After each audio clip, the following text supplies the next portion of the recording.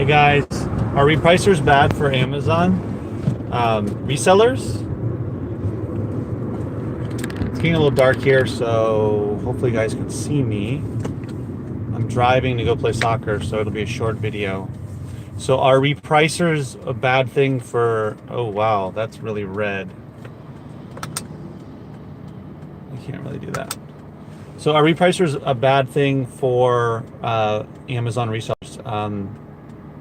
So in my last video, I made the comment that I think Amazon should ban repricers, and I still feel pretty strongly about that, but I do understand that this is from my perspective. Hello, hi, how are you? This is from my perspective, who's a small seller and not yet a big one. I may or may not end up becoming a large Amazon seller. We'll see how big I actually get. When it comes to FBA and merchant fulfilled, I would like to sell a lot more, have a lot more up there, and we'll see if I get to that point. And I would say big for me would be having thousands of items up, either merchant fulfilled or FBA. Again, guys, sorry, there's not much light. It's the light's going away here. The sun's gone down. But anyway, so I guess I could do that, but that just looks ridiculous. I don't think that's very safe, and I'll get yelled at in the comments about driving with the light on. So I would say, so for me, I have less than 1,000 items in FBA right now and a couple hundred in merchant fulfilled. So I have just over 1,000. I've had as many as 2,700 at any one point for just FBA. All the red, by the way, is the brake light, the lights in the back from the cars in front of me. So anyway, yeah, so for me, it would be probably like, for me to be what I would consider a pretty big seller, I'd probably have at least like, I don't know, 5,000 items pops into my head. And that's not very big compared to, you know, even like a medium-sized seller that has possibly tens of thousands of merchant fulfilled and then maybe a couple thousand FBA, that type of thing. And then there's the mega sellers that I don't know how many they have merchant fulfilled, and some of that big FBA sellers, I don't know, a lot. But when it comes to repricing for someone like me that has a small inventory, it's not that difficult to reprice, not everything at once, but I can reprice a couple hundred things, a couple hundred items in, you know, an hour or so. Depending upon how thorough I am and how this is really weird with the red, sorry guys, how thorough I am, and you know, versus doing it a little quicker. You can do it pretty fast, but you know, in an hour you get probably through a couple hundred or more depending on how thorough you're being or how quick you are with it manually repricing within Seller Central. So I get if you have, you know, 2,000, 3,000, 5,000, 10,000 items, whether they're merchant fulfilled or FBA, it doesn't matter. It's clearly going to take a lot more time to do it manually, and it's not really possible once you get to a certain point unless you're going to hire somebody to do it for yourself, or unless you as the owner are going to spend a lot of time doing that. I guess more of what I mean is when I say I want to, you know, Amazon should ban repricers, I guess what I mean is that maybe the function of undercutting should be banned, that you can only match, you can't undercut. That would be nice, so that and again, you know, this is me just thinking about this kind of semi off the top of my head, but based upon my experience, that seems to be what drives. Well, I guess if you can't undercut, then that kind of, the prices won't go down below the lowest, whatever the lowest price is. Or maybe, I'm not exactly sure, but maybe there should be like a threshold. Well, you can't permit people from going as low as they want either, right? I'm not quite sure, but I still like the idea of banning them. But I mean, for a larger seller, I guess it's impossible unless they have a bunch of people doing it for themselves. But I just don't like, or maybe it should be you can only undercut a price by a certain amount of times, like 3 times, or you know, something that's in place to prevent repricers from just tanking the prices, because I believe that, you know, Amazon has so much power over the consumer that people are going to spend whatever the price says within reason. Um, you know, an item that's selling for regularly for 10 bucks and then goes up to $50, maybe somebody will still buy it, a book or a CD or whatever. But you know, that's being ridiculous. But just saying, you know, keeping it at a sensible price for FBA, for instance, instead of having the CD, you know, most people sell it for 10 bucks and then a couple people decide to go down to $7.25 just for fun, just to get the next sale, and not make very much money. Well, okay, but then, you know, the repricing, the back and forth, the constant tanking of prices, whether it's merchant fulfilled or FBA, I feel like there should be something in place that should prevent that from happening. And it's good for Amazon and it's good for the sellers. That's not going to happen, though. It's highly unlikely.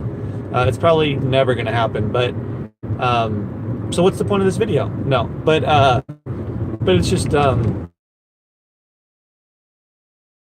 for sellers to, and I don't mean just large sellers, but you know, I see sellers that have much less feedback than I do, and my feedback is up to 400 and I think it's like close to 440, maybe it's 442, something like that. It's almost 450. It's close. And you know, I've been selling on Amazon for over 4 years now, or I should say, I sent in my first shipment in September of 2014. So I'm doing a long time, and I've sold thousands and thousands of items, probably over 10,000 items, in, you know, individual items, books and CDs and all other kinds of stuff. And wow, that is really creepy, my red face. And I see people that have like 80 feedback ratings or 100 or half of what I have, and they're just unnecessarily dropping the price, you know, a couple bucks below where mine was, once they come on the listing for really no reason. I mean, there's no reason to do it other than just trying to, in their mind, you know, be that next FBA sale, but then make a couple dollars less off of a CD. So, you know, it just doesn't it doesn't make sense. I mean, I see larger sellers, people that have 3, 4, 5 times the amount of feedback ratings I have, you know, over 1,000, a couple thousand. So they're not huge, they're not even medium-sized sellers, but you know, they're doing it all the time. I see that on CDs specifically, because I'm right now selling mostly CDs. So I see that there, a lot of them. Oh, okay. Very few of them are matching. They're just undercutting, with usually a better condition too. Because a lot of the CDs I send in are in good condition, and they have a very good copy, and they're undercutting. So I don't know how big their inventories are, but oh, we're back.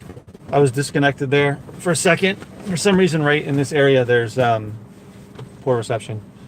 So anyway, I forgot where I was, but yeah, overall, I would say that it is bad for resellers. Amazon's going to make their money anyway, but for resellers, especially smaller resellers, or ones that at least don't seem to understand the concept of matching and staying at the same price, the same condition. So if you're at $12 for good and you have a very good copy, feel free to charge more. Or if you're a very good copy for $12 and you have a good copy, feel free to charge $11 or less, because it makes sense, right? If you have a nicer copy, as in better condition, you can charge more money for it. But I hardly ever see that in general. Or I should say, I hardly see anybody keeping to that standard, that idea. It's just a free fall no matter what the condition of your item is, whether it's a book or a CD. It's just yeah, we're gonna, we're gonna undercut you. It doesn't matter.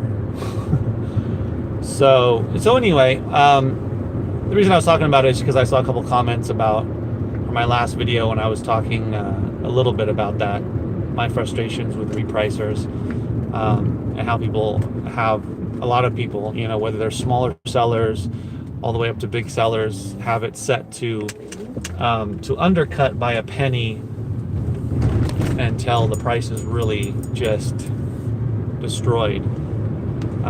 So yeah, I would say it is overall bad for resellers, but I understand that it's you can't really see me, guys, so I'm gonna have to end the video.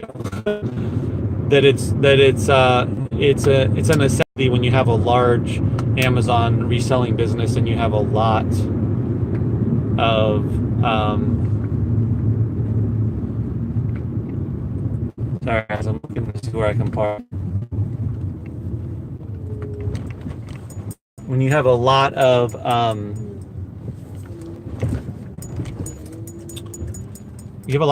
and you can't do it any other way.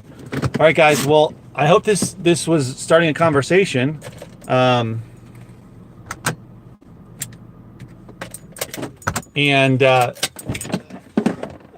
please leave comments below if you disagree or agree or whatever it may be. A lot of people are pretty passionate about it. Thanks, guys, for tuning in, and I'll see you later.